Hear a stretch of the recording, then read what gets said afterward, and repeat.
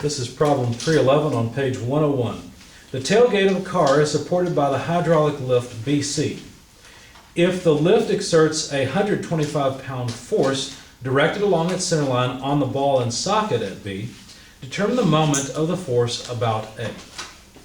All right, so if we look at the tailgate, let's see, it's a more steep angle than that, or shallow angle, I guess. Point A is over here, it's a hinge. Point B is somewhere down here. And they've given us some dimensions. In the horizontal direction, there is a 15.3 inch dimension this way. So this is our XY coordinate system. And then there is, let's see, point C is back here. And basically point C is the point that attaches to B where there's a hydraulic lift. Although really vehicles don't use hydraulic lifts. I don't think those are hydraulic. I think those are just basically springs with fluid in them. Do you know you can replace those? You got a lift gate, whether it's a trunk or anything that have those little lifters, you can buy them and replace them. They're fairly inexpensive. And so if your trunk is falling down, well, you can just replace these parts. Then they're standardized, so they're pretty easy to find. You probably get them on Amazon.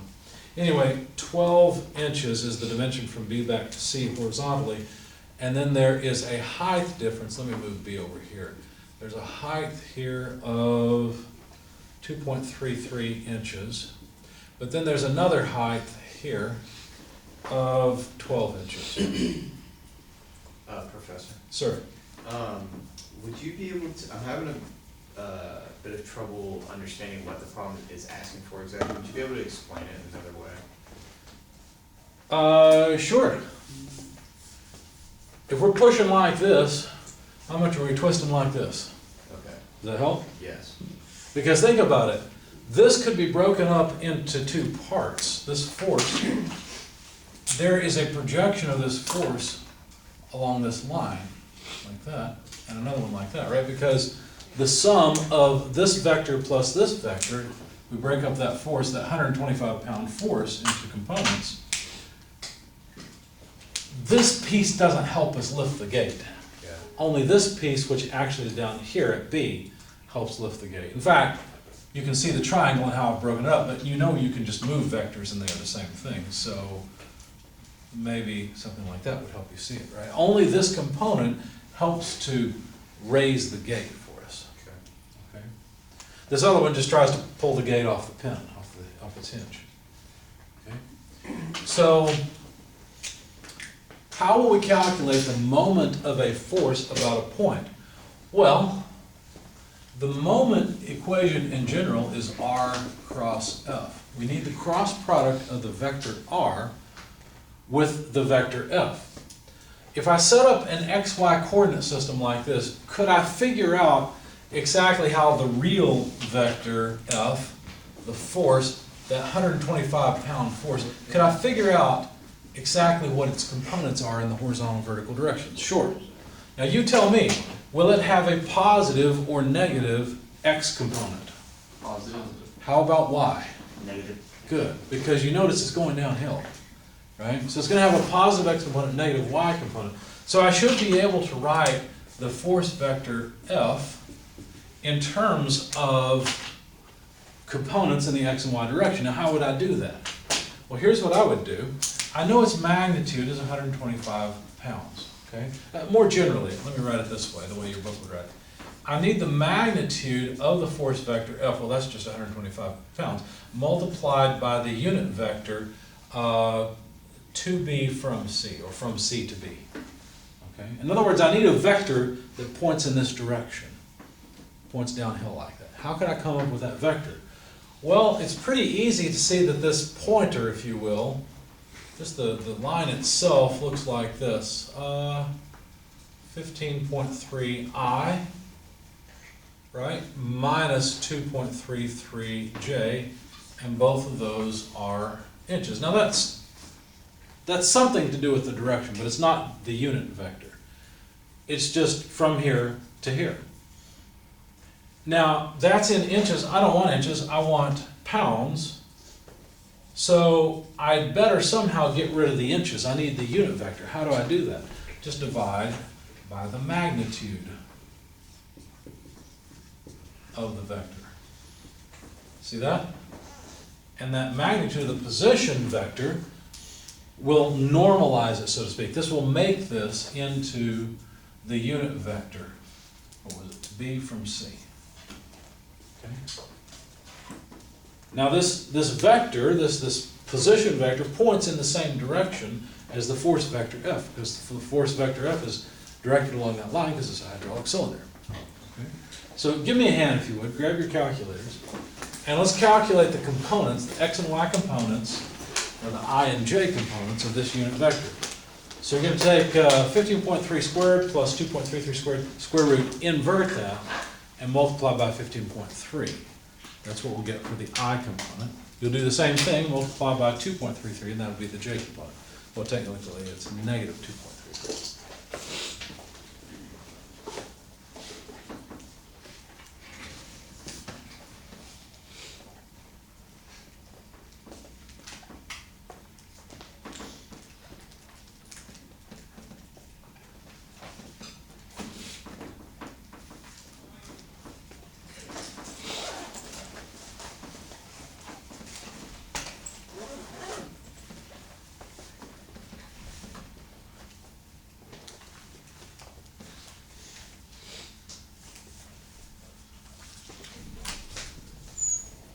Anyone have the first component for me?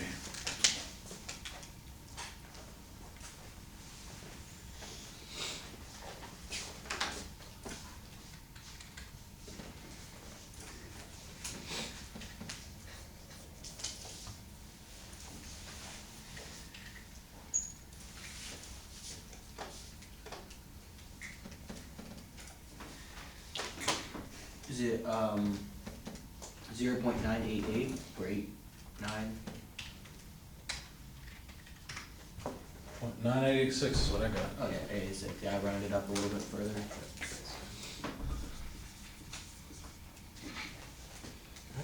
How about the y component? Well, that's 2.33 over, right? So if we take, let's see,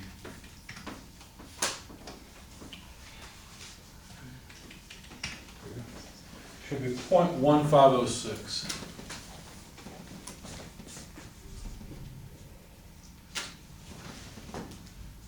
And these are dimensionless now, because we had inches over inches, and those canceled.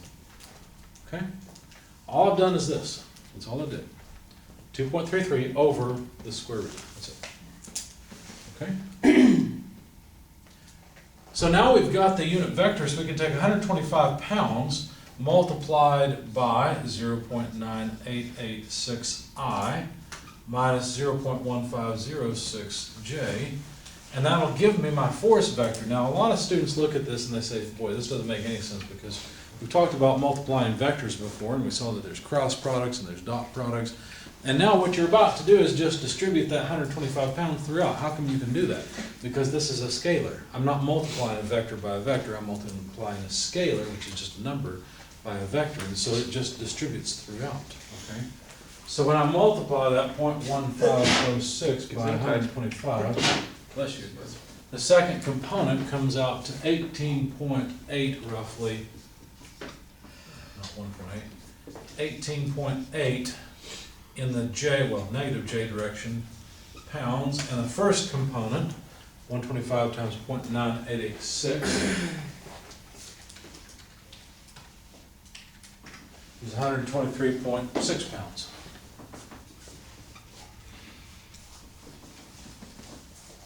In the I direction. I can't collapse these any farther, because if I did, I'd just get back to 125 pound force, right? I could calculate the magnitude, take the square root of the sum of the squares of 123.6 and 18.8, we get 125 pounds. Of course, with round off, close to 125 pounds. Okay? So that takes care of the force vector F. I know exactly how the vector F, that 125 pound force vector, is behaving. What about R? What did we mean by R? R is the vector from the point where we want to calculate the moment, we want the moment of the force about this point, to the point where the force is applied. Now technically you can go to the line of action where the force is applied, but let's just go to the point where the force is applied. So I want the moment about A of force vector F. Well, where is that applied? Is it at C? No, it's applied at B. So the vector I want, the position vector R, this thing right here, this would be an R, is the vector that I've drawn in red, and the force vector F is the one in green. Guess we're going back to Christmas now. Okay. So I'd better express the vector R in terms of I and J. Help me out with that. What would it be? This will be 15.35, Good. and then 14.33. So minus 14.33 J, and those are both inches. So all I need to do now is take the cross product of this vector R with this vector F. That's it. And that'll give me the moment about this point. And I'll show you something here in a second as well. I can get that moment another way. Let me do this first, and then we'll go through another method. I want you to see that this is consistent. The other way may be a little bit more intuitive. So if I were to expand this vector, how would it look? I need the cross product R cross F. Now notice that the vector R only has X and Y components. So what I should end up with, let's see if I can do this from memory. I think it will be Rx, let's see, let me think. Rx, Fy, yes, Rx, some human factors here. R in the X direction times F in the Y direction minus R in the Y direction times F in the X direction. Okay. And by the way, the resulting vector will be out of the board in the K direction. Right? Because X into Y, X cross Y is K. So plugging in the numbers, what is the X component of R? It's 15.3 inches. What is the Y component of F? It's negative 18.8. That negative sign did not come from here. It came from the fact that Fy itself is a negative thing. Okay. Then we have to subtract off R in the Y direction. Well, that's negative 14.33. And that second negative sign here came from the fact that R is negative in the Y direction. The first negative sign came from the equation. Fx is the component of force in the horizontal direction, which is a positive 123.6. So 123.6. And that ends our vector. By the way, I'm being sloppy here and not using units. These are pounds force. Of course, these are pounds force. And these are inches. So what units will I have for my vector that is in the K direction? My moment. Inch pounds? Inch pounds, exactly. Some people say pound inches. I disagree. I think because the cross product, if we're calculating a moment, is position first and then force second, I would put the units of position first. Inches first, force second. I don't care if you're in metric or English units, doesn't make any difference to me. Okay? So calculate this for me if you would. Negative 18.8 times 15.3 plus 14.3 times 123.6 comes out to what number? By the way, before you do all that calculation, do you think that this force is going to tend to cause a counterclockwise or a clockwise moment? What do you think? Counterclockwise. I agree, counterclockwise. So you expect to get a positive K result from this, don't you? Okay. Let's find out.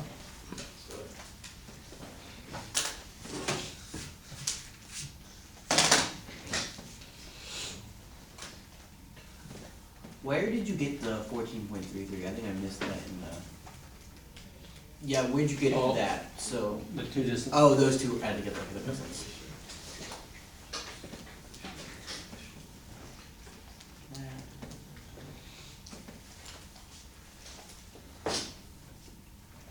Is that 123?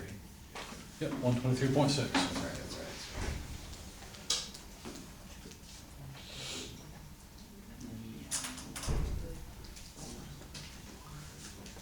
Don't be shy, tell me your numbers. I don't care if they're wrong. 1483. Yes, 1483.48, 548. How's that? Sorry, yes, 5.548. Inch pounds force. So Wait, that's, It's 5, okay, yeah. If it's 548, don't we round up though? 'Cause we round. 5.448, Oh, yeah, okay. so the 4 would be the determining factor. So 1483.5 inch pounds.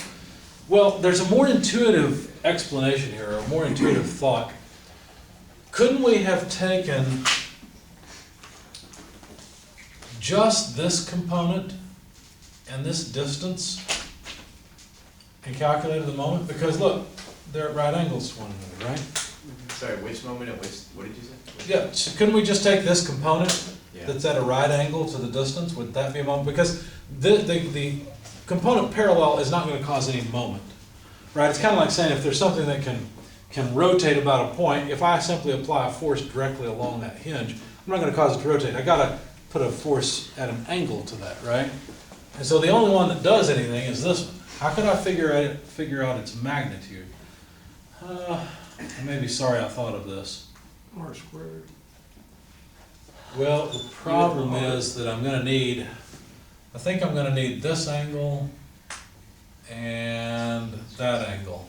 But that would be the same as that angle. So let's go ahead and get an angle I will call alpha. And can we agree that this distance is 14.33 inches? Yeah, it's probably a more important dimension than the 12-inch plus 2.33 inches. So do me a favor, first of all, tell me how long this side is. So just give me the magnitude of R. How long is that line? Just Pythagorean's theorem. Basically the magnitude of the vector, the length of that line. So 15.3 squared plus 14.33 squared, and then square root is what? 21. It is 20.96.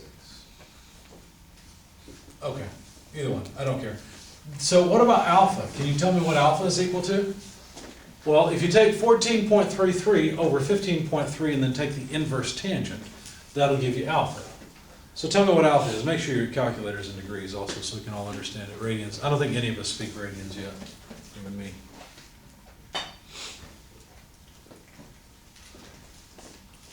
It'll be a number a little less than 45 degrees, but it's going to be close to 45. Why? Because 15.3 is close to 14.33.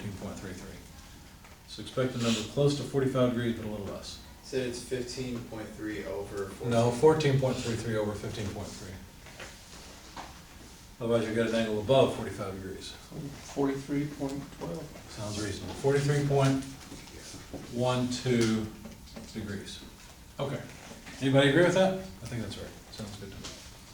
What about these angles? Well, notice that this line and this line are parallel, and so this line that, connects them is going to have equal opposite interior angles, I think it's called. I don't remember what it's called from geometry, but I do know these two angles will be the same. So let's call it beta. This other angle we'll call beta. We've got to figure out the angle of beta, because once we get that angle, we'll be able to get this side of the right triangle. Do you see the right triangle in here? Okay, so we just need beta. And let's see. Well, yeah, we can get that because there's another right triangle I see right here. See that one? That's also got beta in it. Or does it?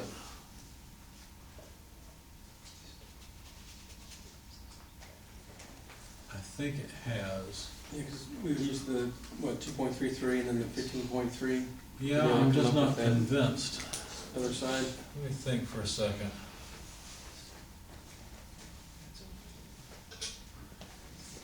That's the right triangle I'm interested in.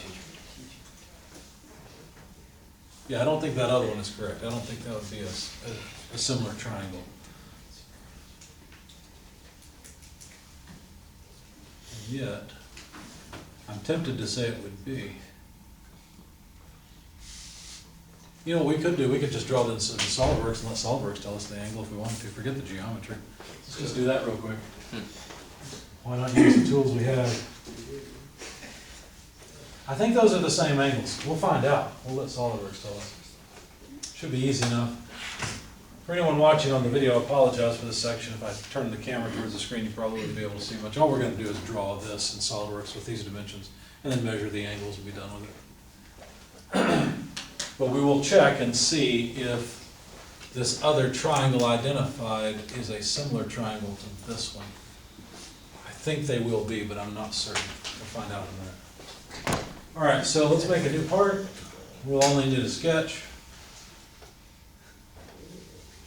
And for SolidWorks to run, so this would help. Just give me a sketch. Front plane would be fine. Let's see, I guess we'll put our origin here, go over, make the first triangle with a 15.33? No, 15.3 inch dimension. And a 14.33. Actually, we should probably make, yeah, 14.33. We'll go with that. There we go. Okay. And then we also need, let's see, how did they define? Oh, they gave us an offset here, didn't they, for this other point? So what I'll do is just make this line now. I've already made this. So I'll make this other line and put it in the right place as well. Here, something like that.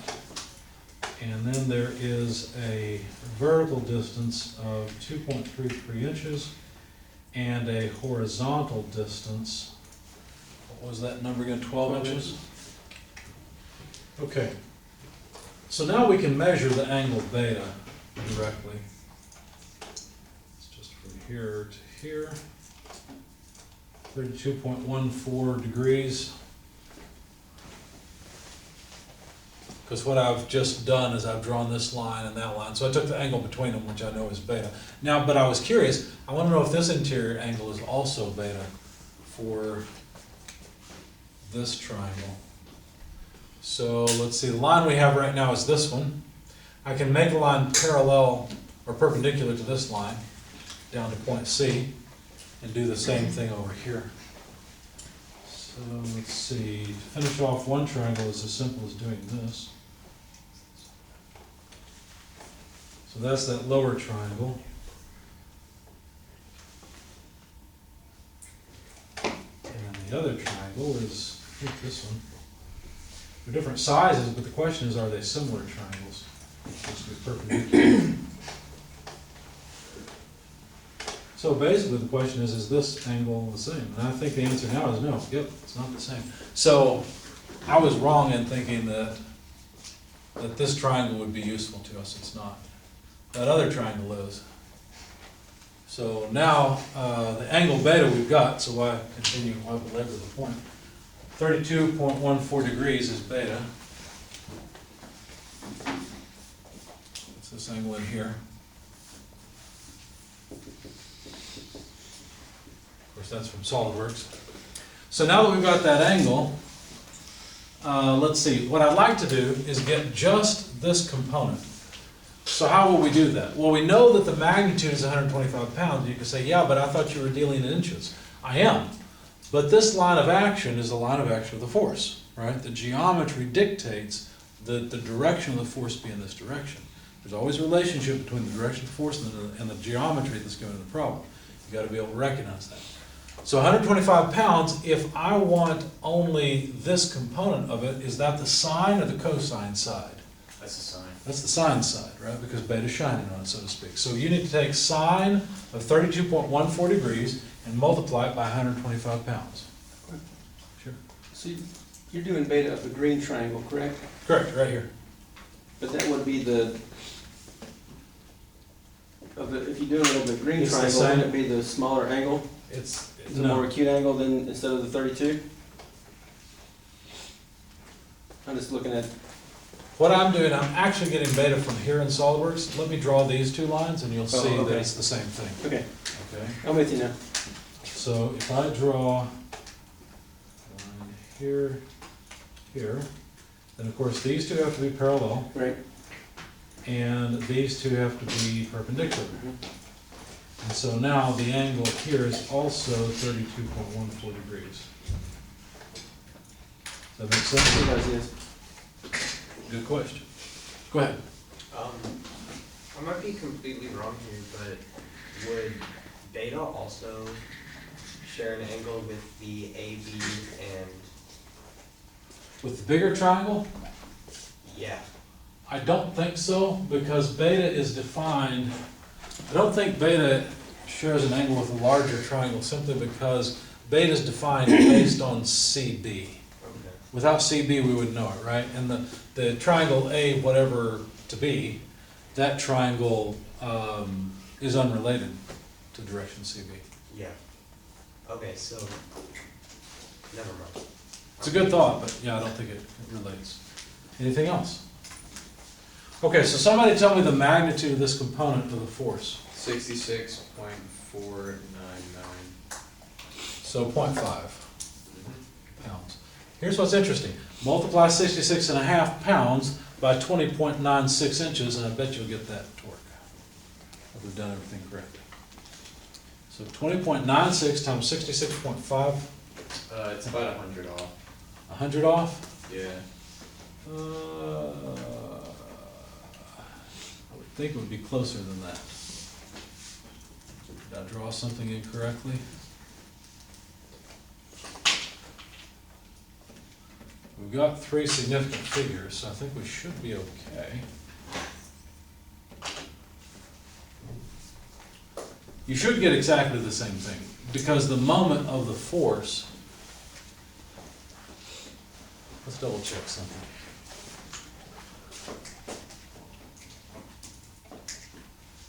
.96 is correct.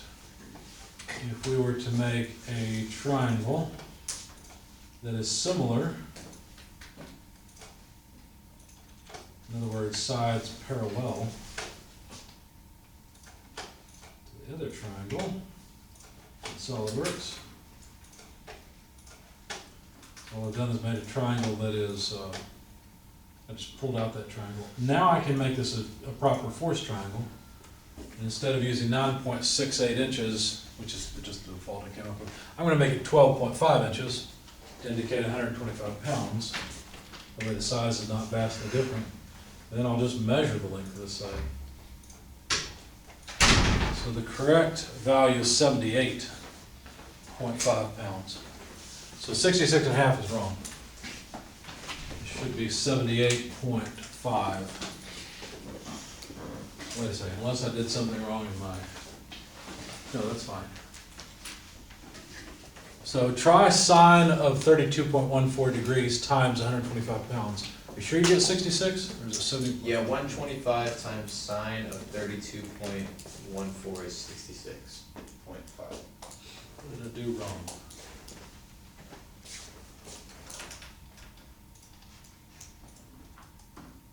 That's still 32.14.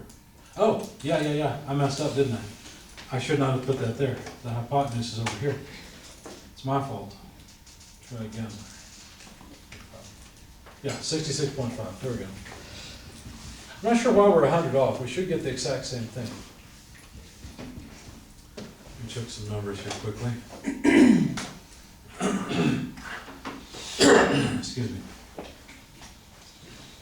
Oh, you know what? My vector R could have been wrong. We're going from here to here. X, Y, that's okay.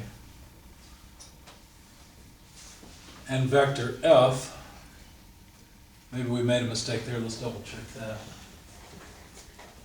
So vector F is like this. Vertical and horizontal. There we go, and so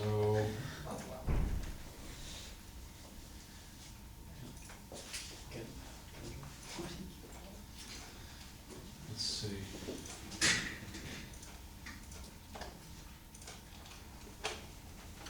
So vector F, we should have 122.7. These numbers are wrong. we should have 122.7 here. And the other side should be 23.8. So my guess is that these are wrong. Let's find out what happened there. 15.3. Ah, there's my problem. I'm trying to indicate the vector from C to B, aren't I?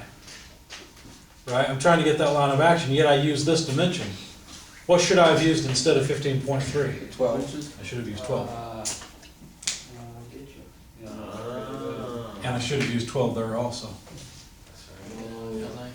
Okay, that'll do it. Because that's the, wait, no. So yeah, so 12 inches, 2.33 inches. Let's try that instead. So now where are the Well, no, proper components? those are forces, not, inches. These are inches right now, because we're dealing with inches. We're gonna go to forces here in just a second. We're not there yet. So let's try that again. Yeah, I was just asking if that, on the left-hand side up there should be 2.383. That's the- Right here? That's the vertical difference between B and C, right? It's 2.33, yeah. Yeah. Well, in your triangle over here. Not very much. What's that? I said in your triangle over here, it's 2.38. So that's because this is a force triangle. Okay. Yeah. Yeah, that's why I've got 125 on this side. It's 125 pounds. Go ahead. So, this isn't about this question, so if you had like a swivel head socket, would you lose torque as you go this way? And if so, like how would you calculate it? Would it be like, You take the cross product. so, Yeah. you would say the bolt would come all the way out, however far from the bolt it would be? I'll have to make sure I understand what you're saying, because drawing in the air with hands can be nebulous. So there's a bolt here, like, here's your swivel, ratchet. Okay. So as you come this way. Yes, because think about it, you're reducing the length of the moment arm away from the So you axis. can just extend the bolt all the way out pretty much. Right. And you also That's Draw a correct. line right there, whatever That's it right. is. Okay. That's the same thing as saying that we could have taken the vector from here to any point on the line of action of the force. Here's the force's line of action. All that matters is that perpendicular distance. Gotcha. Same statement, yeah. Okay. What else? That's a good point.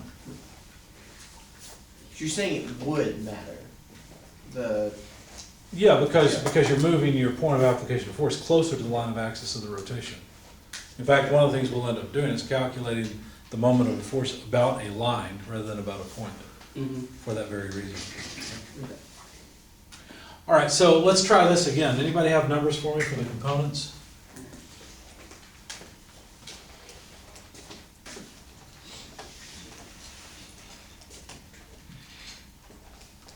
I'm spoiling you guys.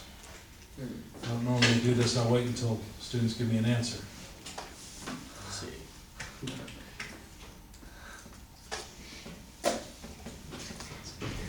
Um, 9817. And for the J component,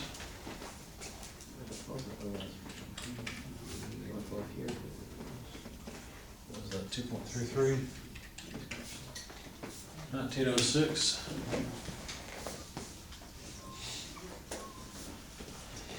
Okay. So now with those corrected unit vector numbers, or unit vector components, we should be able to come up with 122.7 and 23.8 pounds. and then we Work. would substitute those over in there, and that, Well, that would fix these numbers. yeah. Yeah, and then we'd fix these.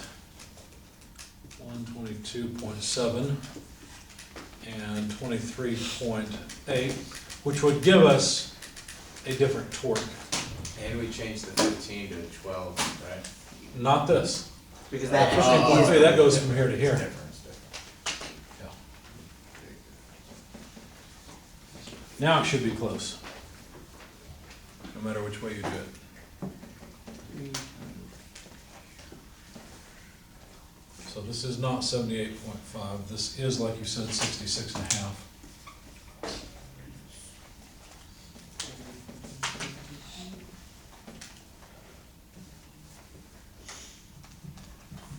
1394.2.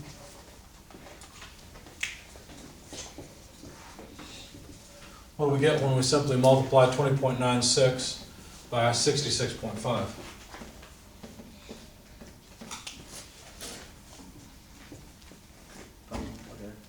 Same thing, 1386.5. 1386, so it's within error. Any questions?